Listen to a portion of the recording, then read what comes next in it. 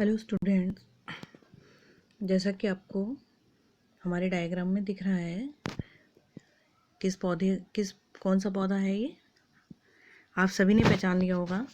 ये आपको yellow colour की कनेर का पौधा दिख रहा है, पीली कनेर भी जिसे बोलते हैं। ठीक, तो यानी कि आज के टॉपिक में हम पीली कनेर जो फैमिली से बिलोंग करती है उसके बारे में जानेंगे। और पीली कनेर किस फैमिली को बिलोंग करती है? एपोसाइनेसी। यानी कि आज हम एपोसाइनेसी कुल के बारे में पढ़ेंगे। तो सबसे पहले इसका क्लासिफिकेशन देख लेते हैं। एपोसाइनेसी का किंगडम, जैसा कि आपको पता है किंगडम प्लांटी ही रहेगा। डिवीज़न फेनेरोगेम्स है। Class dicotyledon. ऑर्डर जो है वो जेंशियल्स है, यहाँ ऑर्डर चेंज हो गया है। Family Apocynaceae. और क्योंकि ये जो फैमिली है एपोसाइनेसी, इसमें हम किस मेंबर के बारे में पढ़ रहे हैं? पीली कनेर के बारे में पढ़ रहे हैं। तो हम यहाँ पे पीली कनेर का ही जो है जीनस और स्पीसीज देंगे। तो जीनस क्या है इसकी? थीवेशिया, और स्पीसीज है न्यूरीफोलिया।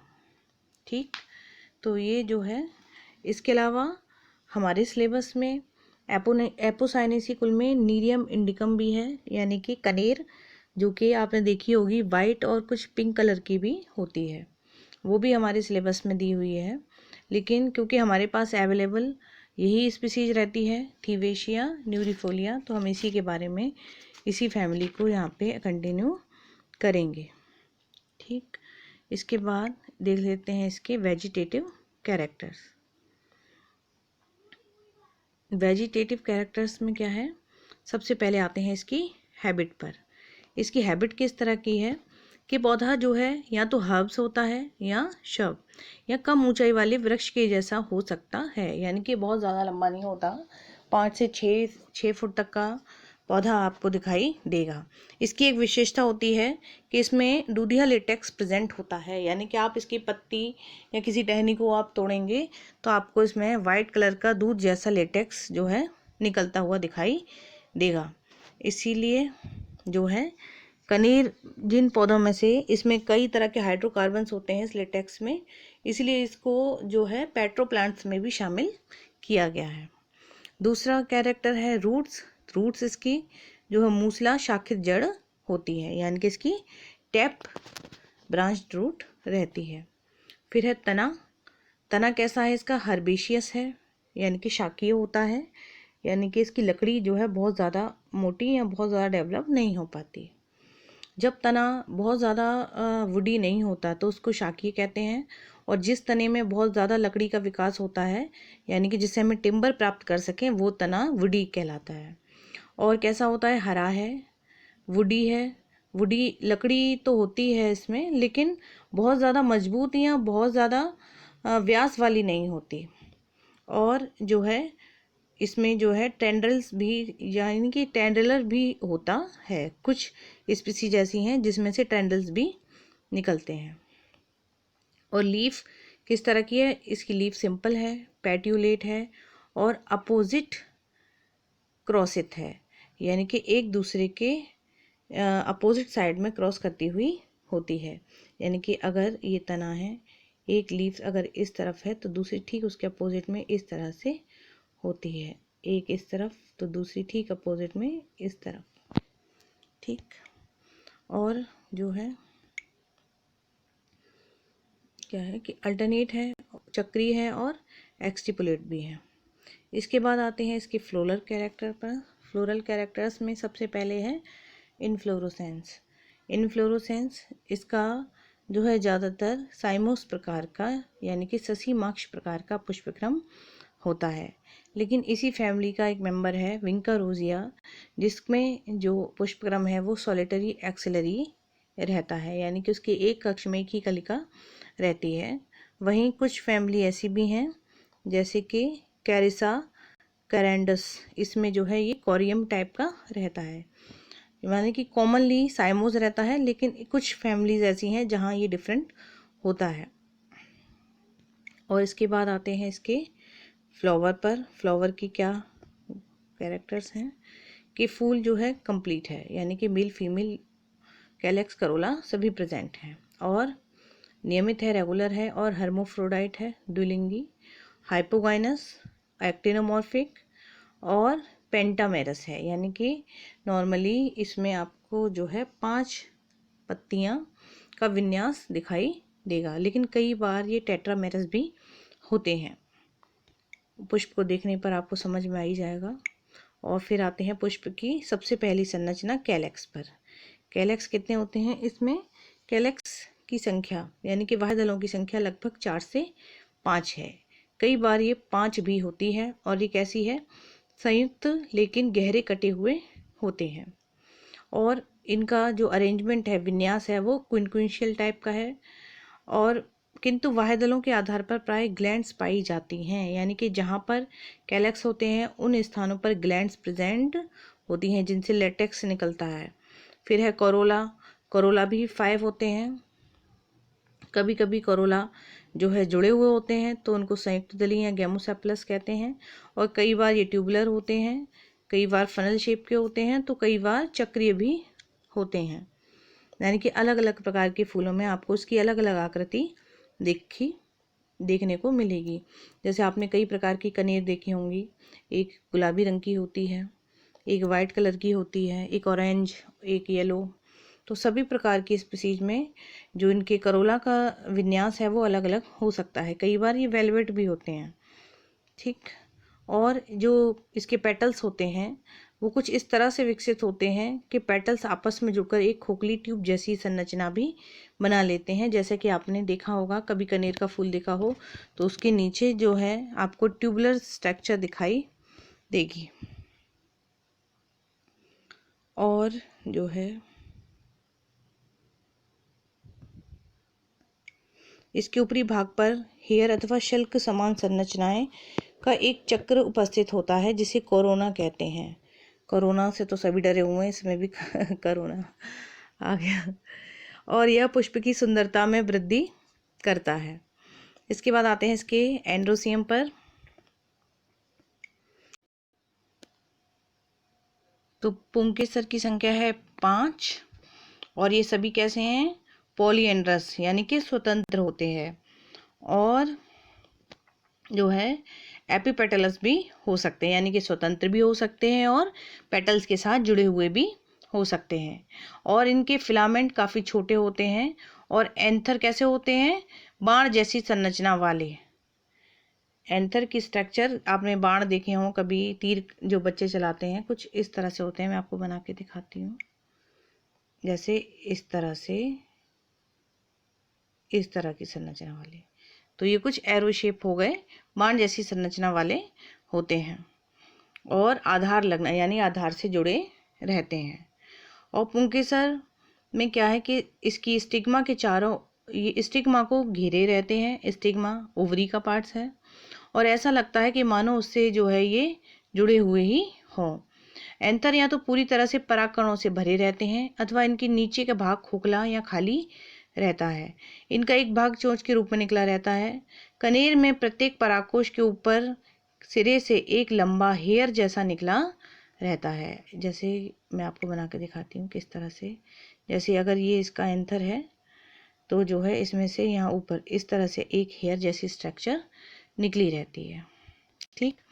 और जो है 5 परागकोश के 5 रोम आपस में रस्सी की तरह बटे रहते हैं, यानी कि आपस में चिपके इस तरह से रहते हैं कि वो ऐसा लगता है कि रस्सी की तरह आपस में चिपके हुए हैं। इसके डायग्राम में आपको ये देखने को मिल जाएगा। हमारे पास इसका डायग्राम जो है, ये तो हमारे पास थीवेशिया का है, यहाँ नहीं है, इसमें नहीं दिखाया है। चलो कोई बात नहीं। इसके बाद हम आते हैं इसके जो है गायनोशियम पर।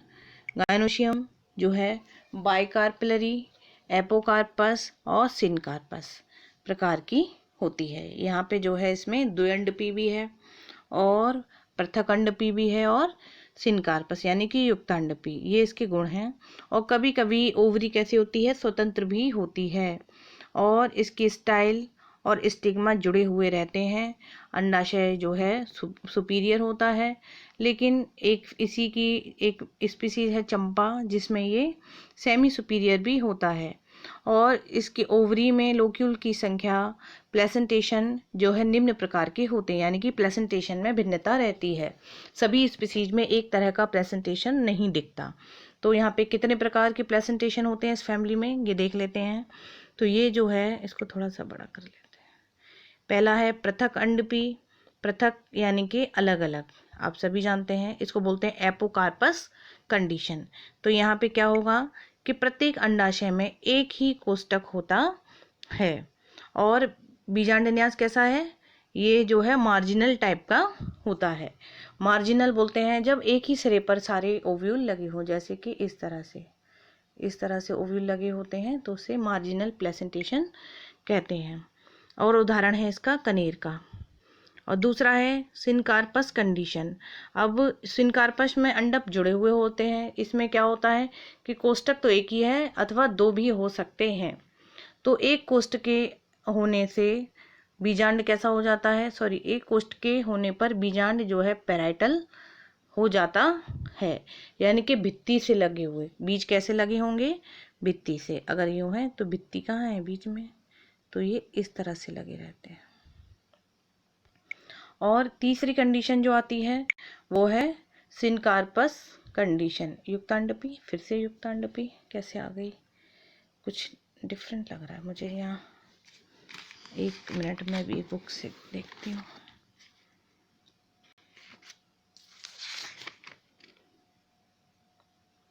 हाँ यही है, युक्तांडपी सिनकार्पस कंडीशन ही है।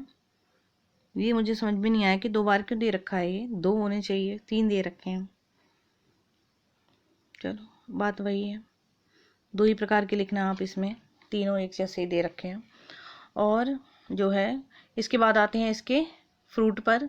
फल कैसा होता है इसका, तो जायंग पृथक अंडपी अथवा युक्तांडपी होने के कारण फल भी अलग अलग प्रकार के बनते हैं। फैरी इसमें बेरी टाइप के हो सकते हैं या ड्रूप टाइप के हो सकते हैं। बीज इसके ड्राई होते हैं, चपटे होते हैं, पंख युक्त होते हैं और एंडोस्पर्मिक अथवा नॉन एंडोस्पर्मिक हो सकते हैं। एंडोस्पर्मिक बोलते हैं जब उनमें एंडोस्पर्म भरा हो, यानी कि भोजन भरा हो, बीज भरे हुए। और नॉन एंडोस्पर्मिक में जो है भोजन भरा हुआ नहीं होता। और फ्लोरल फॉर्मूला ये देखिए, ब्रैक्टिएट और एक्टिनोमॉर्फिक, बाइसेक्सुअल, कैलेक्स 5 या तो फ्यूज्ड या फ्री। फ्यूज्ड के लिए कोष्ठक बनाया है, फ्री के लिए 5 को ऐसे ही लिख दिया है। और कैलेक्स कितने हैं इसके, कैलेक्स भी जो है 5, और ये कैसे हैं, आपस में फ्यूज्ड हैं। और एंड्रोसियम 5 है, फ्री है, लेकिन जो है कैलेक्स के साथ कोरोला के साथ जुड़े हुए हैं, भित्ति लग्न है।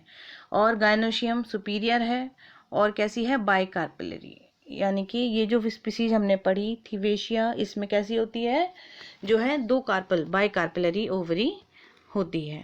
ठीक, और जो है इसके बाद इसका आर्थिक महत्व भी दे रखा है थोड़ा सा। आर्थिक महत्व में कि इस कुल से रिलेटेड पौधों का क्या यूज़ है, किस काम में आते हैं। तो यहाँ पे आपकी बुक में काफ़ी बड़ा दिया हुआ है, हम यहाँ छोटा से ले रहे हैं। कैरिसा करेंडस, ये क्या है, ये करौंदा है। करौंदा आप सभी ने खाया होगा, आप जानते हैं। फल जिसका पौधा झाड़ीनुमा होता है, कांटेदार होता है और उस पर फल लगे रहते हैं। करौंदे का इस्तेमाल अचार, मुरब्बा और सब्जी आदि बनाने में किया जाता है। दूसरा है नीरियम। नीरियम तो जो है एक जो है सजावटी पौधा है, इसके अलावा एक जो है औषधीय पौधा भी है। और मैंने इससे पहले आपको बताया था कि नीरियम में एक और गुण है कि ये पेट्रोप्लांट्स में भी सम्मिलित किया गया है, क्योंकि इसमें दूधिया लेटेक्स निकलता है। तो इसको बाग बगीचों की सुंदरता बढ़ाने के लिए तो लगाते ही हैं, साथ में इससे मेडिसिन भी मिलती है। और इसके अलावा ये मेडिसिन जो है इसका यूज़ मानसिक रोगों के उपचार के लिए किया जाता है। ठीक, और भी बहुत सारे इसमें जो है इसके आर्थिक महत्व के पौधों के बारे में बताया है, जैसे थीवेशिया नेरीफोलिया जो हम पढ़ा रहे हैं, ये तो जो है सुंदरता के लिए भी लगाया जाता है। इसके अलावा इसमें एक और है रॉवोल्फिया सरपेंटाइना, जिसे आपने सर्पगंधा के नाम से सुना होगा। तो इसका उपयोग, इसमें इतने एल्कलॉइड्स होते हैं जिनका इस्तेमाल जो है रिसर्पिन नामक औषधि बनाने में किया जाता है। कई बार ये पूछ लिया जाता है रेसरपिन औषधि जो है काफ़ी जो मानसिक रोगों के दवाई बनाने के लिए, मानसिक रोगों से संबंधित दवा बनाने के लिए इसका उपचार जो है इसका इस्तेमाल किया जाता है। यहाँ पे ये हमारे पास थीवेशिया पेरुवियाना से रिलेटेड कुछ डायग्राम हैं। इसमें जो है आपको ये सब जो है ये किसी दूसरी फैमिली से है, ये नहीं करना है आपको, ठीक। इसको हम काट रहे हैं, आपको सिर्फ डायग्राम बनाने हैं, तो जो है केवल ऊपर का ही हिस्सा हमें लेना है, इतना ऊपर का। ये एक फ्लोरल ट्विंग है, दिख रही है हमको, ये रही, ये देखिए पत्तियां एक दूसरे को क्रॉस करती हुई हैं और ये इसके पुष्प लगे हुए हैं। फूल को अगर हम ओपन करके देखें तो कुछ ये इस तरह का दिखता है, जैसे कि ये ऊपर ये इसके पेटल्स दिख रहे हैं, ये दिखाती हूँ मैं आपको, ये पेटल्स हैं, येलो कलर के होते हैं पेटल्स, ये 5 होते हैं, ये देखिए। और इनका अरेंजमेंट कैसा रहता है कि एक लीफ दूसरी लीफ को इस तरह से कवर की रहती है। और ये देखिए इसमें ये ट्यूब जैसी बनी, नीचे के हिस्से ने ट्यूब जैसी बनाई है, ये नीचे इसके सेपल हैं। और बीच का हिस्सा जो है इसका ओवरी का है। तो यहाँ ये देख सकते हैं ये बाई कार्पिलरी ओवरी दिख रही है, 2 कार्पेल इसमें हमें ये दिख रहे हैं। और ये इसकी बेसल डिस्क है जहाँ पे ओवरी टिकी है। और ये जो है इसकी स्टाइल है, और ऊपर वाला हिस्सा जो है इसका स्टिग्मा। और इसके एंथर बहुत ही छोटे, स्टैमन बहुत ही छोटे रहते हैं। केवल इस हिस्से में हमें 5 जो है अलग अलग सेपल दिखाई देते हैं। जब आप प्रैक्टिकल करेंगे तो मैं इसके बारे में आपको और अच्छे से एक्सप्लेन करूँगी जब हम इस फ्लावर का डिसेक्शन करेंगे। स्टैमन जो रहते हैं वो जो है इसकी भित्तियों से लगे रहते हैं, यानी कि स्टैमन इसके जो पुंकेसर हैं वो कहाँ लगे रहते हैं, इस भित्ति पर लगे रहते हैं। ये जो भित्ति है ये लगे हुए हैं ऊपर, ये इस तरह से। ये हम इस डायग्राम में कम्प्लीटली शो नहीं कर पा रहे, इसके लिए मैं आपको दूसरा डायग्राम दिखाऊंगी, ठीक। इसके बाद स्टेमन्स को इस तरह से दिखाया गया है, ये एरो शेप है, यानी कि बाण के समान, हमने बताया था बाण जैसा होता है। और ये देखिए ये इसकी गायनोशियम है, गायनोशियम ये दिख रही है, ये इसकी ओवरी है, ये नीचे वाला हिस्सा डिस्क का है, ये जो है इसकी स्टाइल, और ये ऊपर वाला हिस्सा स्टिग्मा का है। और ये ओवरी का टीएस सेक्शन, अगर ये ओवरी है तो ओवरी को जो है कैसे इस तरह से काटा गया है। ये हमको ओवरी दिख रही है, ये इसका प्लेसेंटेशा जो प्लेसेंटा है बीच में, और ओवरी की वॉल ये दिख रही है, फलवित्ती जो बनाती है, और इसके अंदर जो है ओव्यूल्स भरे हुए हैं। इसके बाद आते हैं इसकी फ्लोरल डायग्राम पर। जो है फ्लोरल डायग्राम ये स्पष्ट दिख रहा है, ऊपर इसका मदर एक्सिस है, सॉरी ये हिल गया, ठीक। ये इसका जो है इसके बाहर की ओर इसमें जो है मैंने आपको बताया था कि जहाँ फ्लावर का जो है मेन एक्सिस रहता है उसके पास ही इसकी लेटेक्स ग्लैंड होती हैं, ये उनको शो कर रहा है। और ये बाहर के स्ट्रक्चर जो है वो इसके कैलेक्स की हैं। कैलेक्स आप देख सकते हैं कैलेक्स का अरेंजमेंट किस तरह से है कि कैलेक्स का एक हिस्सा बाहर की तरफ है, सॉरी ये दोनों बाहर की तरफ हैं, और बाकी एक हिस्सा ये दोनों अंदर की तरफ। और बाकी की में क्या है, फिर ये भी जो है बाहर की तरफ निकले हुए हैं दोनों, और ये अंदर की तरफ। लेकिन केवल एक ऐसा एक सेपल है जो अंदर भी है और बाहर भी है। तो जो है इस तरह के अरेंजमेंट को क्या बोलते हैं, क्विंक्विंशियल टाइप। समझ गए? अगर किसी को दिक्कत हो तो मुझे एक बार कमेंट्स कर दीजिएगा, मैं फिर से इसको एक्सप्लेन कर दूंगी।